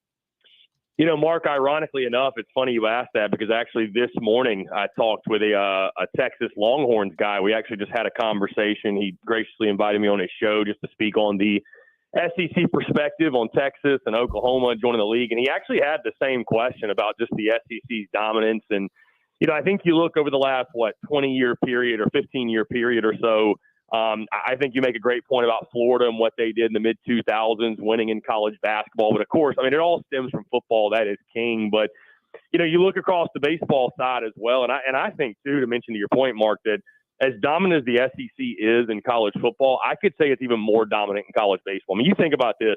2 teams didn't make the SEC tournament this year. Those were your College World Series national champions from the previous 2 seasons. That's how good the league is. I just think really, man, it's just an investment across the board. What makes the SEC stand out from all the other conferences? You invest in your coaches, you invest in your facilities, you get the best players, and that becomes just sort of a snowball effect and the momentum. And we've seen that again over the years, and sort of the rich get richer with this Texas and Oklahoma addition. So, I know people get tired of it, and, the SEC bias people are probably throwing up in their mouths right now, but I think there's a reason why, and you've broken the news on it, Mark, many times and talked about it, about Florida State having interest, Clemson having interest, North Carolina, Virginia Tech, et cetera. There's a reason people want to get in the league, because it's kind of a conversation of the haves and the have-nots, and you want to be where the haves are, and I think the haves are in the SEC. So, just top to bottom, man, the overall investment and commitment to winning, and it's always been there in football, but to your point, Mark, it started with Florida in 2006 winning the basketball championship, even South Carolina, or LSU in 2009, South Carolina back-to-back in 10 and 11. And that's why I talk about a lot, is college baseball in the SEC looks a lot different than when South Carolina won back-to-back national titles, because it's Founders Park used to be just head and shoulders above every stadium. Now every school has a nice stadium. Every school has great facilities. Like, the upgrades are happening on a yearly basis. I mean, you're seeing Tennessee commit to it, Vandy, many others as well. So, and that overall commitment, again, Mark, is what makes the SEC, I think, what it is. Chris, given the scheduling changes that will take place beginning next year when Texas and Oklahoma join the SEC, do you think 5 to 10 years from now you will look back and say, man, I kind of miss divisions? I kind of miss knowing who's going to be on our schedule every year? Or do you think you'll be right there in the pocket loving this new system? Well, Diesel, I'm somebody that I embrace change. I mean, I think you can either you can fear change and run away from it and make whatever remarks you like, or you can embrace it. You know what I mean? So change is always going to be met with resistance, right? I mean, that goes beyond sports. That's in everyday life, as we know. There's something to be said about playing the Georgias, the Floridas, the Tennessees of the world on a year-in, year-out basis. For me, and this obviously 2024 will be the first season the Gamecocks have not played, for example, Georgia since 1991. And I'm someone that, growing up in the CSRA, the North Augusta, Aiken area, if you will, that, living right on the border there of South Carolina and Georgia, I grew up probably hating Georgia more than Clemson just because you were like living right there in their backyard. And so that became a rivalry for me as a youngster and all throughout my life. So it's weird to imagine a season taking place in which the Gamecocks do not take on the Georgia Bulldogs. With that being said, though, I think with the additions of Texas and Oklahoma and the unique matchups we're going to get, I think there could be an instance where you look back. I think from the SEC perspective, you look at it as, we're going to get some great matchups. The competition is only going to continue to increase. So from the national and the SEC side, I love it. From the local side, you could look at it as, I could see it as rivalries over realignment, if you will. But I'm somebody that embraces it, man. I think it's great for the SEC. And I think, just, again, increasing the competition across all sports, I think it's going to be overall a net positive for the SEC in the years to follow.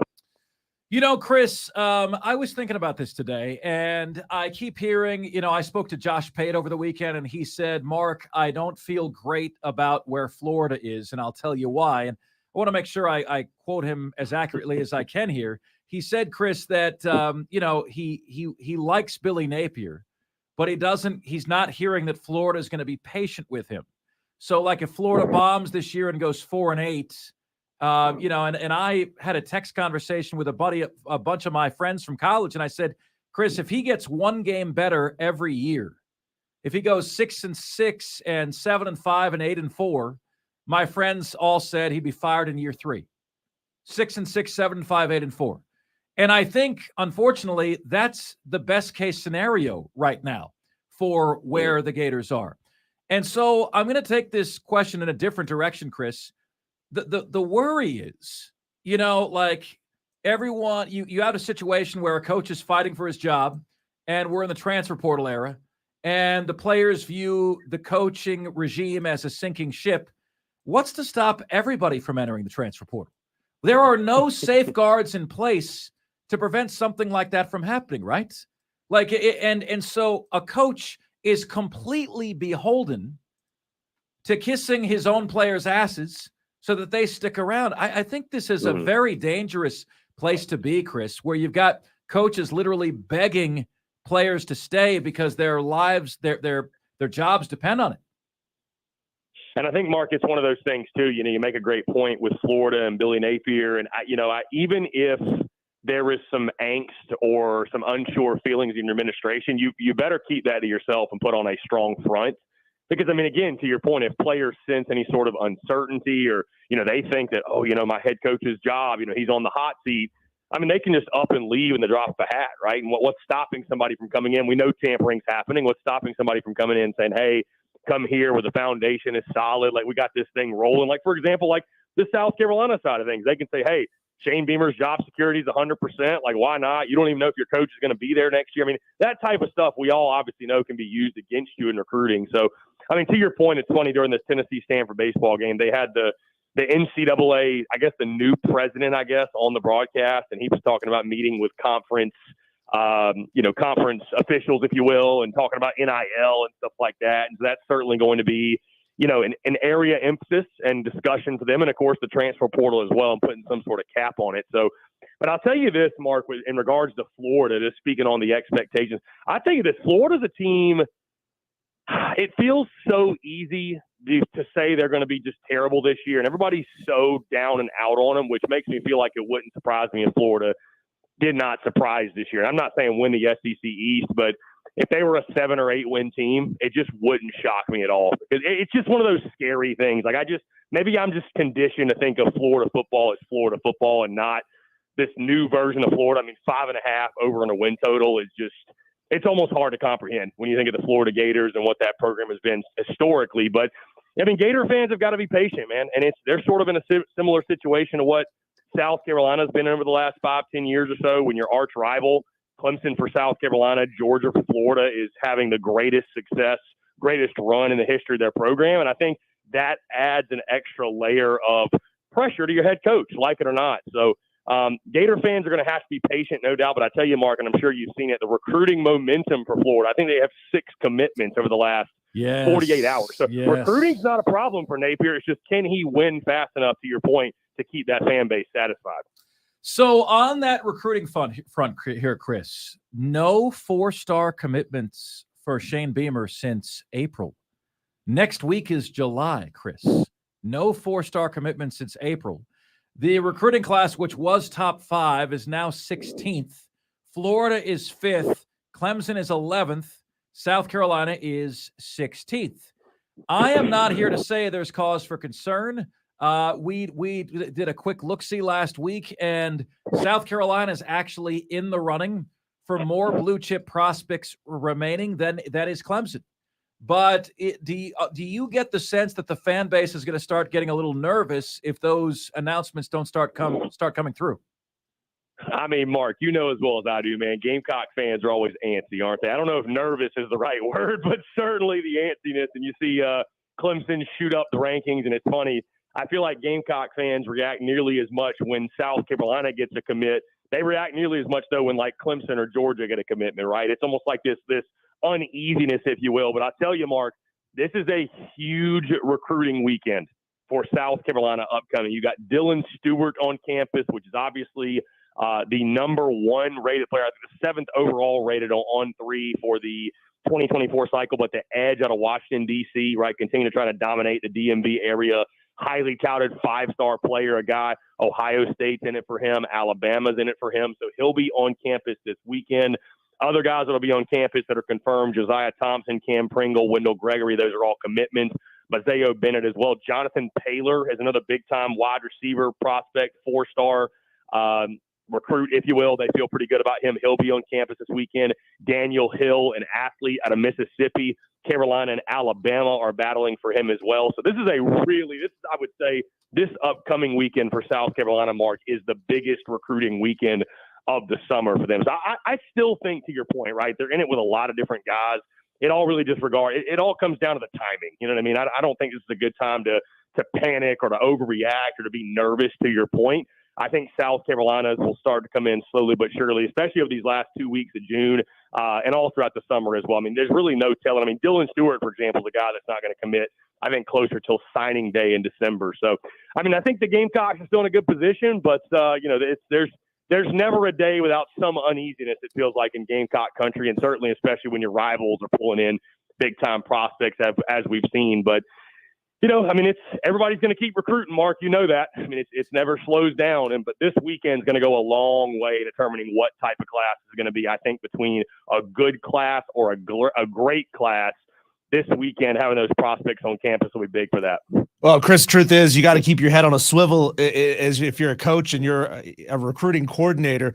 If you're looking forward to the new guys that you still want to sign, you got to look back at the guys that you've already signed. Do you feel confident that all of the big commitments that came a few weeks ago that South Carolina has gotten will stick? And have you heard tell of other big programs making runs at them? Yeah, I mean, I feel confident they will stick, Diesel. I have not heard anything specifically that would suggest that South Carolina, the only one that's really notable, I think, over the last couple of weeks, couple of months, was the Mike Williams decommitment. He actually chose the Florida Gators, and there were rumors behind the scenes of why that happened or what have you. And, we'll leave that for another day. But, I mean, in regards to who they have, I think South Carolina's in a good position as far as I know. I mean, I've heard no rumors. Now, these are things, Diesel, to your point, you never really see coming. And I don't think anybody wants to, make a living out of going out there saying, well, this guy's going to decommit, he's uneasy, what have you. And I mean, to your point, it never stops, right? So that's why these coaches make what they make. Shane Beamer's got to continue to recruit his recruiting class. He's got to continue in the NIL and the transfer portal world to recruit his own roster, right? And then also he's got to keep his head on a swivel in the portal just in case they find a guy that could help him. So I do feel confident that the guys they have right now, and I know they feel confident they'll stick. And so I'd be really surprised if that was something that, and we haven't seen that a ton, in the Shane Beamer tenure. I don't feel like decommitments have been a huge trend for them. I mean, it's recruiting, so it's going to happen, but they've done a pretty good job of when they get a guy to commit, normally they stick. Do you see all the similarities between Beamer and Dabo that I see, Chris? Yes. I mean, I hate to say that, but yeah, and I'll take you this, Mark, I'll take it a step further, Mark. I'll take it a step further. I'll never forget December of 2020 when, I was fortunate enough to have so many former players and tons of former players on the show, obviously, right around the time, right before he got hired and right as he got hired. And it almost made me feel just icky almost, the amount of people that kept comparing him to Dabo Swinney. And I'm like, I just don't know what it means for you to be comparing your new head football coach to the head football coach of your arch rival who you say you hate so much. Like, you know what I mean? Like, it just felt weird, right? Like, so, but to your point though, Mark, their styles are very, very similar. I mean, they are very similar. Are they exactly alike? For sure they're not. Absolutely not. But I mean, to say that their styles are completely different or what have you, I think you're just trying to distance, right, the Gamecocks and the Tigers. But yes, I would say Shane Beamer and Dabo Swinney, they are definitely cut from the same cloth when it comes to this new age of coach, if you will. Why do you think Dabo is mocked so much, Chris? Like, I mean, everyone thinks not everyone, but a good number of people think he's fake, think he's phony. I think he is inherently cheesy and a little bit corny, but I also think he is very, very much himself, and he's a good dude, and he's an authentic guy. And I think those people dogging him as fake, maybe they don't have enough good people in their lives. I don't know, man. What do you think? Yeah, and I'll tell you this too, Mark. I'm sure there's plenty of people tuned in that see. I have a lot of fun, obviously, with the Clemson fan base on social media. And I look at it as, hey, Carolina won the football game, and it's a rivalry. That's what you're supposed to do, kind of poke back and forth. But no, I mean, listen, to your point, I think, and Gamecock fans might not like to hear it, but I think one of the reasons Dabo Swinney is, quote unquote, maybe hated is too strong of a word, but the reason he's mocked, the reason he's openly disliked maybe on social media, and there seems to be this narrative that, Dabo and Clemson, they went from the lovable underdog to now like they are hated. Well, that's what happens when you win. And I mean, I just hate to say that, but it's just the truth. You know what I mean? Like Steve Spurrier even said it like, hey, we don't hate Vanderbilt, but that's because we beat Vanderbilt every year. Like nobody hates Vanderbilt. We don't hate Vanderbilt, right? They hate us. We don't hate them. Everybody hates a winner. And I'm not trying to, again, stroke the ego of Clemson fans or Clemson football. They certainly don't need it. But, I mean, Dabo's a guy, certainly to your point, Mark, he's himself. He's extremely cheesy. At times he's cringeworthy. I mean, no doubt. Sometimes I think he says things that I'm surprised he doesn't have the self-awareness to know that even if that's you being you, sometimes, as Shrek once said, for 5 minutes, could you not be yourself just for 5 minutes? Like, that's kind of how I feel when he's saying, like, God's name, image, and likeness. And I like, you know what I mean? Like, I'm not knocking the guy, obviously, for being a Christian, but it's just like what? Where is that coming from? Either way, though, like you said, he's unapologetically himself. I can respect it. It could be much worse, right? I mean, he's not out here, I guess, whatever. So I think a lot of it, though, comes from the winning. If Clemson wasn't a successful program and he was a 7 or 8 win coach, I don't think people obviously would nearly have the problems with Dabo Swinney that they do. And, that's typically what happens. So I'm hoping, Mark, in about 5 or 6 years that Shane Beamer becomes one of the most hated coaches in college football, because if people hate Shane Beamer, that probably means South Carolina's winning a lot of football games. Chris Phillips, Madcraft on the YouTube page says, I'm not a Gamecocks fan, but Chris Phillips is a phenomenal guest on this show every time that he's on. We enjoy him as well. Chris, we will see you on the Daily Crow on Thursday, man. Thanks for all you do. Yeah, Mark, I appreciate the kind words in the YouTube chat, and you and Diesel keep up the great work, and we'll talk to you later this week. All right, sounds good. Coming up next, We've got the top 5 at 5, and the most knee-jerk shotgun sports reaction you've ever seen in your life is coming your way. This is the most interactive sports talk show anywhere. It's Offsides. Mark, Ron, and Diesel, and we are the Fan Upstate.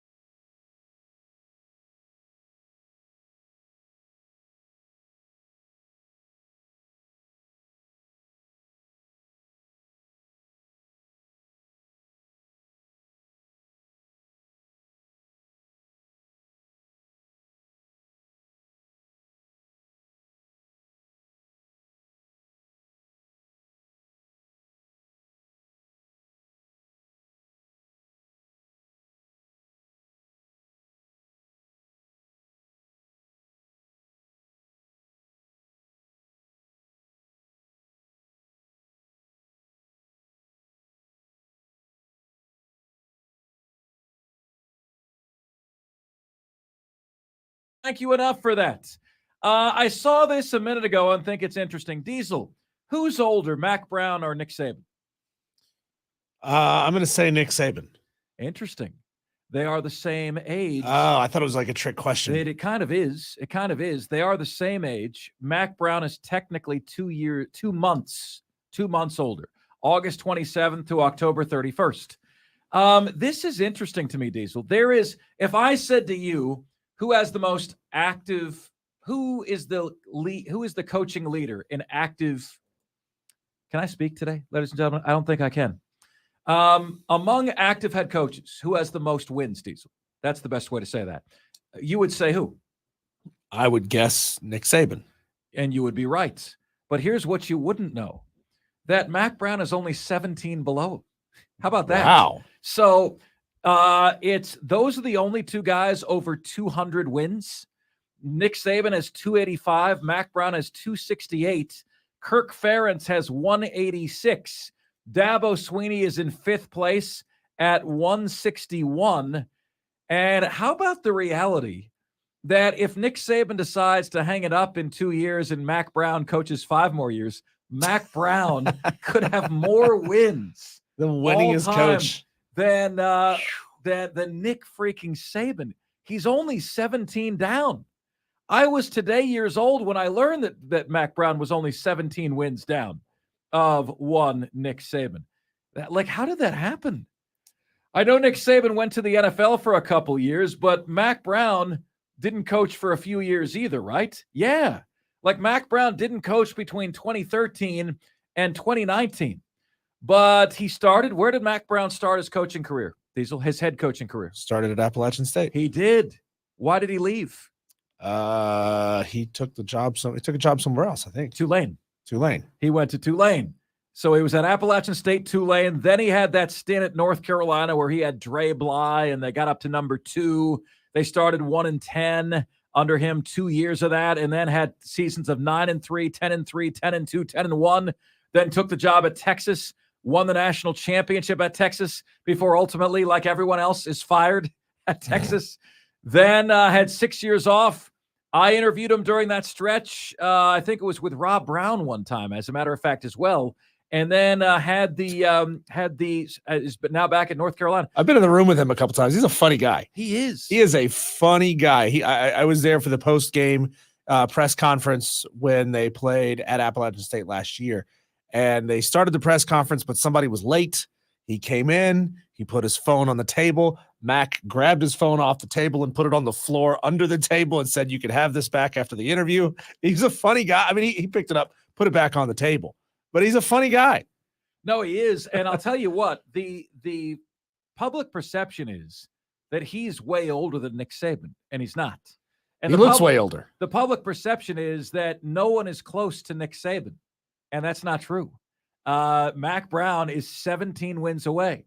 And if Nick just decides 2 years from now, I'm out.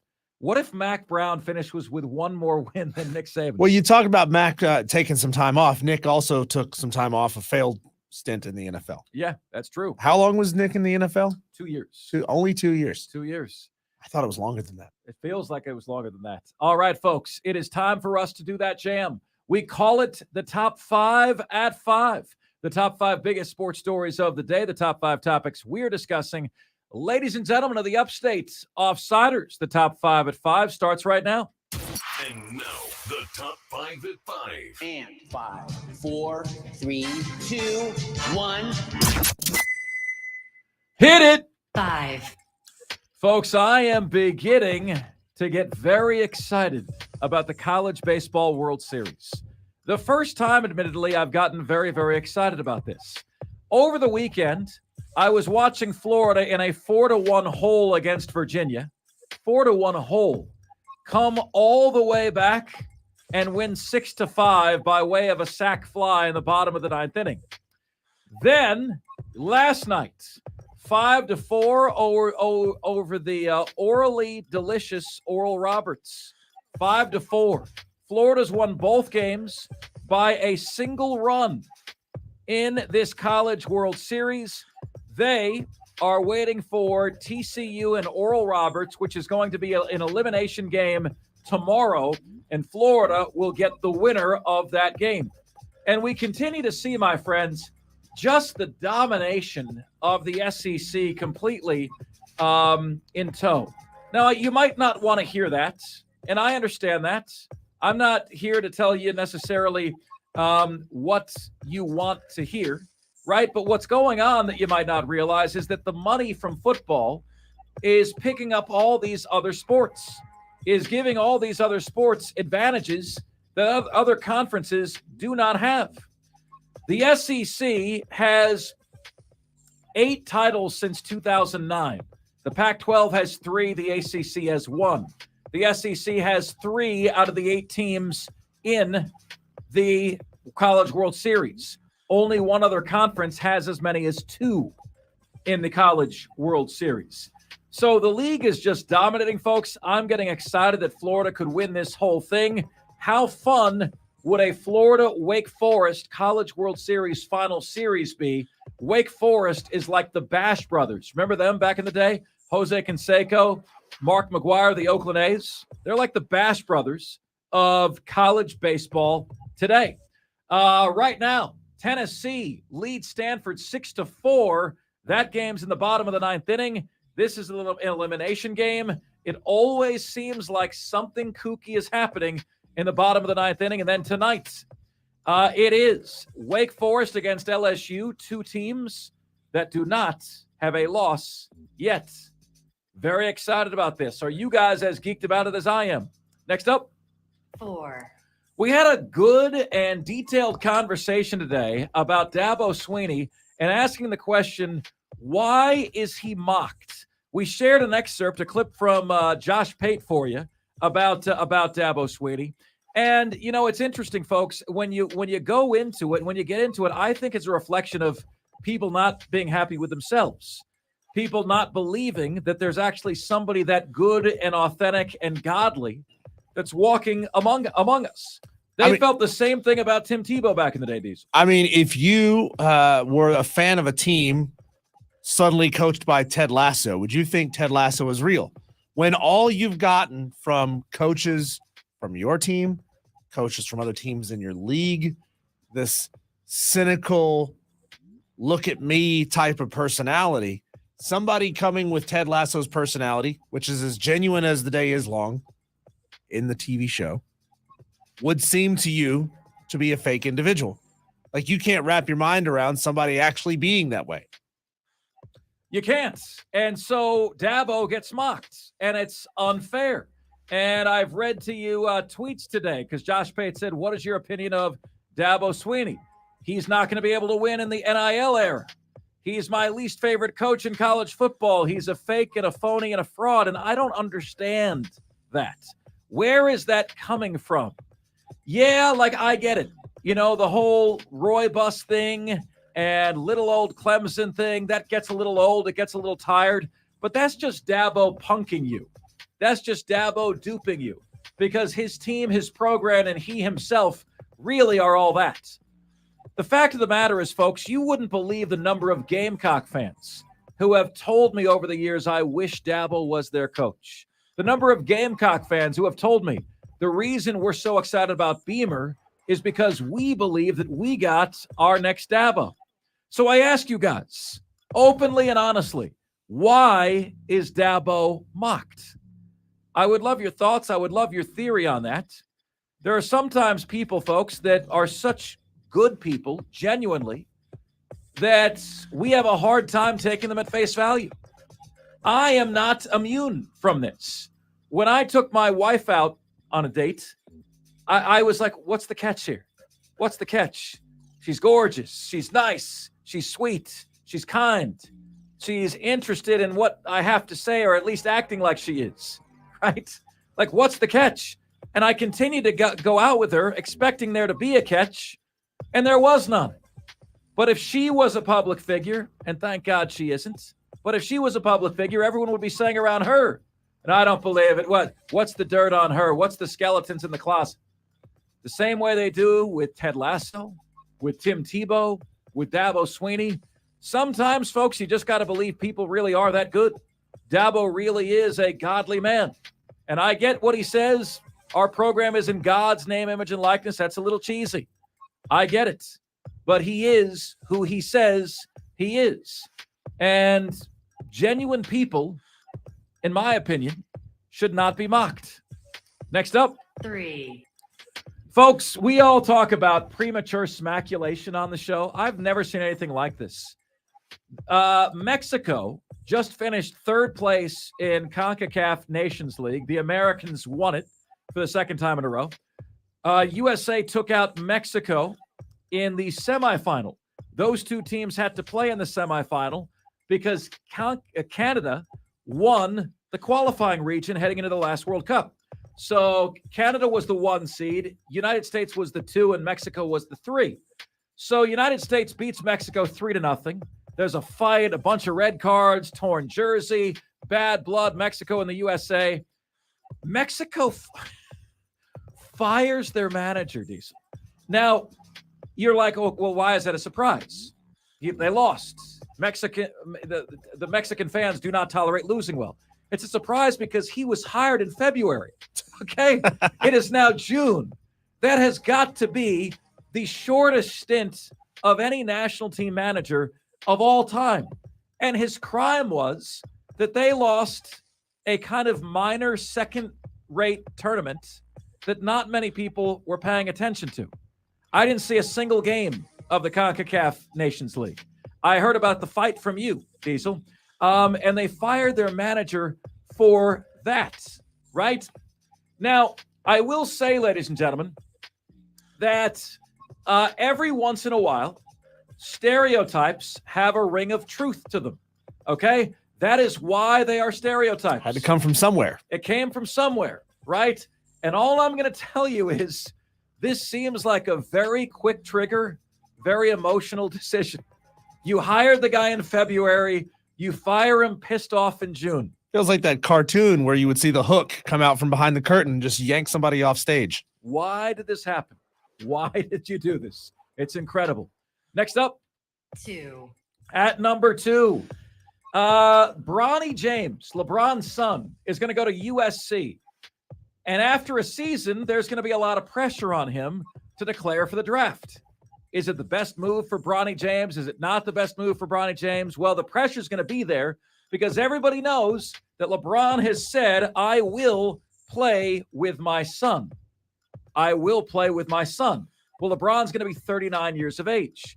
Can Bronny stay in college 2 years and play with LeBron when he's 40? Unlikely. Bronny James is a projected late first-round pick, which could work out beautifully for he and LeBron. Why? Well, the better teams get the end picks. Let's say Miami gets a very late first-round pick, right? Or let's say the Phoenix Suns, now with Bradley Beal, have a very late first-round pick. On that team, Bradley Beal, Kevin Durant, Devin Booker, they still have DeAndre Ayton for the time being. You're going to add Bronny James and then LeBron? Would LeBron James take a small contract to be able to play with his son? If it's a good team, they already have a pretty spoken for bankroll. He's going to, would LeBron James play for $1 for a year just to play with his son? If his son gets drafted on a team that's already pretty high up there on the cap. I think the league minimum for a veteran of his tenure is $1.8 million, and he would. He's already said, whatever it takes, I'm going to play with my son. So wouldn't that be something, folks? My question is, if you were a Milwaukee Bucks, a Denver Nuggets, a Boston Celtics, would you draft Bronny James higher than he deserves to be drafted? Because it means you'll also be adding a 39, 40-year-old LeBron James? Interesting question. My answer is, if it gets me over the hump to win a title and I have that feeling, I'll draft Bronny James 3 or 4 spots higher than he should go. Sure thing. And finally, 1. Well, we have a final score out of the College World Series. It is Tennessee 6 and Stanford 4. As Tennessee moves on and Stanford is eliminated. There are now 6 teams left in the College World Series. 3 of them hail from the SEC, to which many of you say, hail no. But I want to talk to you about our number one today, the Upstate's favorite athlete brackets, where we are going to know by the end of this thing exactly which athlete that is from the Upstate is the most beloved athlete of all time from this area. And we had a bracket on Friday where George Webster upset Zion Williamson. You know, the only people that Zion Williamson isn't turning off right now are porn stars. That's because he's spending too much time with them. And he can't say no to the all-you-can-eat buffet line. Today's matchup out of the GOATS region is number 3 seed Clyde Mays, an All-American at Furman in basketball. Played his high school ball at Wade Hampton High School. Played in the NBA for 6 years. 3 seed Clyde Mays against 6 seed Stanley Morgan. Stanley Morgan, first round pick, went to Easley High School, went to Tennessee for college. Pick number 25 in the 1977 NFL Draft, had 3,000-yard seasons with the New England Patriots. 1, 2, 3, 4, 5, 6, 7, 8, 9, 10, 11, 12. Had a 13-year career with the Patriots. Had a 14th season with the Indianapolis Colts. Topped off with a 1,491-yard season in 1986, the year the New England Patriots made the Super Bowl and got disemboweled by the Chicago Bears. Still, 3-time Pro Bowl receiver Stanley Morgan. Folks, we need your votes. If you are hearing this right now, I need you to text your votes on our text line. Here's how you do it. You open your phone when it's safe for you to do so, okay? You type in 71307, which is the number to text to. You type in the word fan, which means we'll be able to see your text. Then you just give us the name of the person you're voting for. You're going for Clyde Mays. You're going for Stanley Morgan. One or the other. And those are today's top 5 at 5. Now it's your chance to chime in, which you can do at 844-FAN-PHONE. That's 844-FANFONE. That's 844-326-3663. The text line is there for you at 71307. Just start your text with the word fan, and away you go. You can get to us on Facebook, on Twitter, and on YouTube. We're at the Fan Upstate on all of those platforms. Please like us on Facebook, follow us on Twitter, and subscribe to us on YouTube. I would love you if you do. And finally, email. You guys can all email the show. Mark Ryan, that is M-A-R-C Ryan, at thefanupstate.com. All the different ways you can get in touch with us here on the most interactive sports radio show anywhere. All right, coming up next on the show. This is the least healthy sport in the sporting landscape today. And we will unmask this unfortunate bystander next, right here on the most interactive sports talk show anywhere. It's Offsides, Mark, Ryan, and Diesel, and we are the Fan Upstate. Stream, you guys have done it. I don't know how you did it. I don't know who you bribed, but you got us past the 200 subscriber hump. We've done it. Keep going up from here. Next goal is 250. Thank you so much for those of you who have subscribed, those of you who snagged your mom's phone and subscribed to us on her phone. We appreciate it. You know, the sky's the limit. This thing is just going to keep on growing. We saw 10, 12, 13 people streaming today. We just keep incrementally rising up. You know, we'll get to that point where we have 20, 25, 30 people streaming on a day. And man, we'll look back and say, this is the day that, you know, that it all started. So thank you guys so much. Yeah, guys, thank you. And I'll tell you what, like we're really grassroots marketing over here, right? Like we don't have the most powerful signal, right? We don't have this massive marketing budget where you see billboards for us everywhere. So we celebrate the small victories here, right? And so some of you might say, well, 200 subscribers, big deal. Well, it's brand new. And we're seeing this thing grow every single day. And it's so darn exciting, man. It's so darn exciting. You know, I'm playing this video game now, Baseball Stars, on the Nintendo that I had when I was 13. What's so cool about it is you start with a crappy team and you build the team up. And it's so exciting to see it grow. You know, it's so exciting to you know, if you run a garden to see your crops bloom, right? That's what we're doing here. And we owe you guys so much thank you. So many thanks for that. Madcraft, JD Wyatt. Whether you guys love us or hate us, Dan B, we truly do appreciate you guys so much. Guys, please make sure you text in your picks as to the Upstate's favorite athlete bracket, Clyde Maines, Stanley Morgan. We'll see you tomorrow. Bye, guys.